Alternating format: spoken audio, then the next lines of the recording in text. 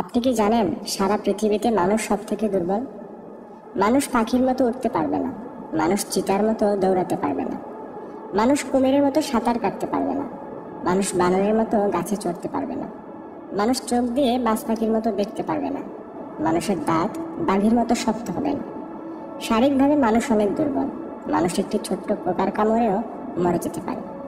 কিন্তু সৃষ্টিকর্তা অনেক বুদ্ধিমান এবং দয়ালু। তিনি মানুষকে সব থেকে বড় যে উপহারটি দিয়েছেন সেটা হলো চিন্তা শক্তি। মানুষ নিজের পরিস্থিতি নিজে তৈরি করতে পারে, অন্যদিকে সমস্ত প্রাণীকে পরিস্থিতি অনুযায়ী পরিবর্তন হতে হয়। কিন্তু দুঃখের বিষয় হচ্ছে সৃষ্টিকর্তা দেওয়া এই শক্তিকে খুব কম লোকই ব্যবহার করতে পারে।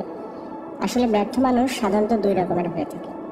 একজন হলো যে কাজ তো করে কিন্তু চিন্তা করে না, আর অন্যজন হলো যে চিন্তা করে কিন্তু কোনো কাজ করে না। চিন্তা না করে কোনো কাজ করাটা ঠিক চোখ বন্ধ করে গুলি করার মতো। ভাগ্য কেবলমাত্র ভক্তি থেকে আসে না, ভাগ্য অপেক্ষা করে পাওয়ার জিনিস নয়, এটাকে অর্জন করতে হয়। পজিটিভ চিন্তা এবং পজিটিভ বিশ্বাসের মধ্যে পার্থক্য আছে। পজিটিভ জীবনযাপন করা সহজ নয়, কিন্তু নেগেটিভ জীবনযাপন করাও সহজ নয়। আমি তো আমার জন্য পজিটিভ জীবনকে বেছে নেব। চিন্তা আমাদের সর্বোচ্চ ক্ষমতাকে ব্যবহার করার শক্তি দেয়। পজিটিভ বিশ্বাস পজিটিভ চিন্তা থেকেও বেশি বড়।